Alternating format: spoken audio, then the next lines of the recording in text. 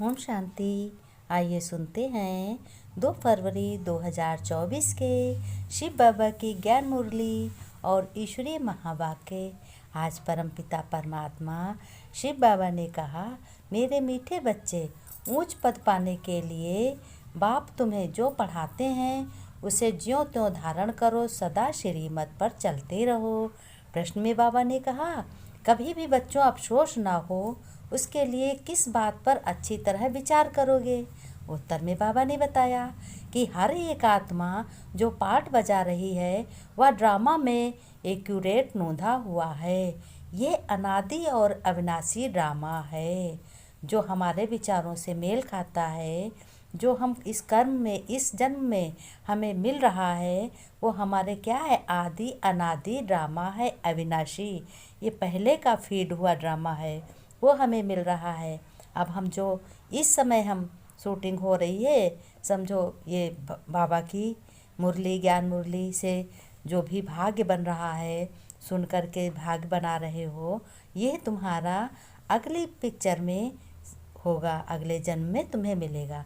तो बाबा ने यही बात कही है कि ये एक्यूरेट नूंधा हुआ है, ये अनादि और अविनाशी ड्रामा है। फिर बाबा ने कहा, बच्चों इस बात पर विचार करो तो कभी भी अफसोस नहीं हो सकता तुम्हें। अफसोस किन्हें होता है? अफसोस उन्हें होता है जो ड्रामा के आदि मध्य अंत को रियलाइज नहीं करते हैं, यानी समझते नहीं हैं, जानते नहीं हैं। तो तुम बच्चों को इस ड्रामा को ज्यों का त्यों साक्षी होकर देखना है, क्योंकि तुम्हें परमपिता परमात्मा शिव बाबा भगवान इस ज्ञान को सुनाते हैं, पढ़ाते हैं, समझाते हैं। बाबा ने कहा, इसमें रोने और रोसने की कोई भी बात नहीं है बच्चों। इसमें कुछ भी हो जाए, कैसा भी हो जाए, ज्ञान सुनना रोज है। इसमें रूसने और रूठने की और रोने की कोई बात नहीं है। फिर बाबा ने कहा, ओम शांति। रूहानी बाप बैठ रूहानी बच्चों को समझाते हैं। क्या समझाते हैं? कि आत्मा कितनी छोटी है, बहुत छोटी है, और छोटी सी छोटी आत्मा से शरीर कितना बड़ा देखने में आता है। आत्मा दिखती नहीं है लेकिन शरीर दिखाई पड़ता है। छोटी आत्मा अलग हो जाती है तो फिर कुछ भी नहीं देख सकती। जब शरीर से प्राण निकल जाते हैं, यानी आत्मा निकल जाती है, आत्मा को ही प्राण कहते हैं और आत्मा को ही शक्ति कहते हैं शरीर की। जब वो निकल जाती है, बहुत लोग गांव में जीव भी कहते हैं, जान भी कही जाती है। बाबा ने कहा, जब ये निकल जाती है तो कुछ भी देख नहीं सकती। आत्मा के ऊपर विचार किया जाता है कि इतनी छोटी बिंदी क्या क्या काम करती है। मैग्नीफाई ग्लास होते हैं, बाबा ने कहा, उनसे छोटे छोटे हीरों को देखा जाता है। बाबा ने कहा, देखो जब आत्मा निकल जाती है तो ना हाथ चलता है, ना पैर चलता है, ना कुछ बोल सकते हो, कि यानी सभी इंद्रियां शिथिल हो जाती हैं, मिट्टी बन जाती हैं। सारा शरीर मिट्टी बन जाता है और मिट्टी में समा जाता है।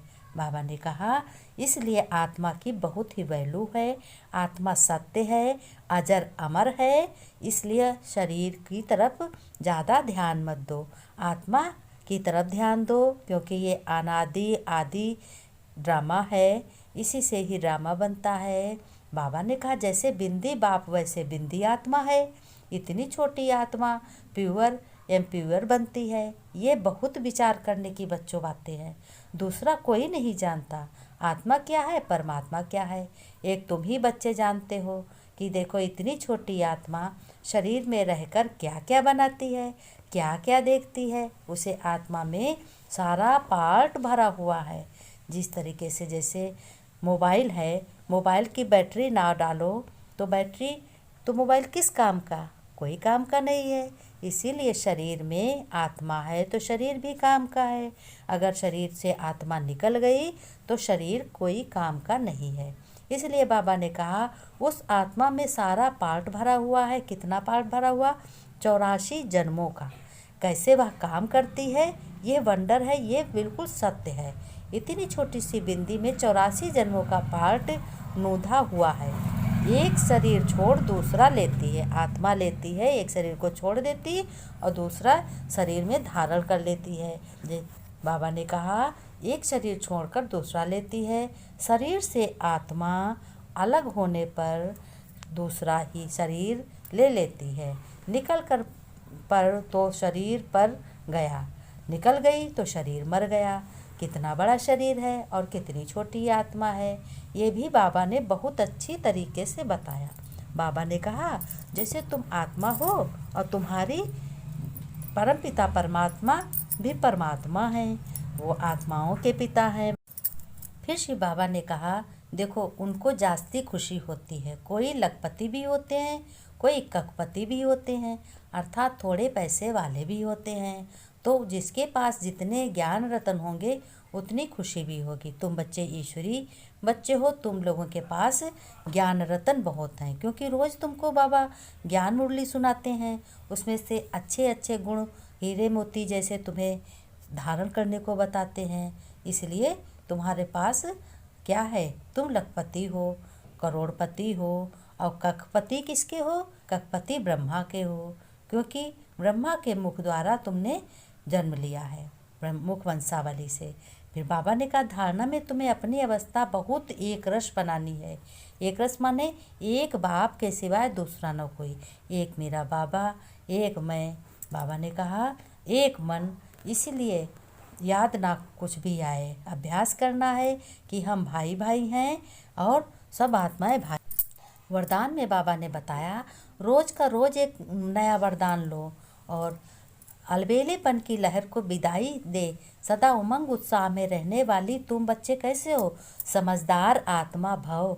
कई बच्चे दूसरों को देखकर स्वयं अलबेले हो जाते हैं। अलबेले माने जानते हुए भी कुछ ना जाने, उसको अलबेला कहते हैं।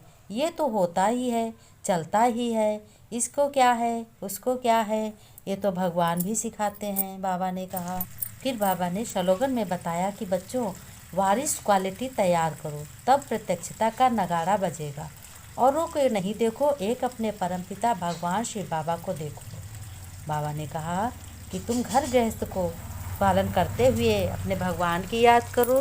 प्यारे बच्चों, याद प्यार नमस्ते, गुड मॉर्निंग। फिर बच्चों ने नमस्ते की है, रूहानी बच्चों की, रूहानी बाप दादा को याद प्यार नमस्ते नमस्ते, गुड मॉर्निंग।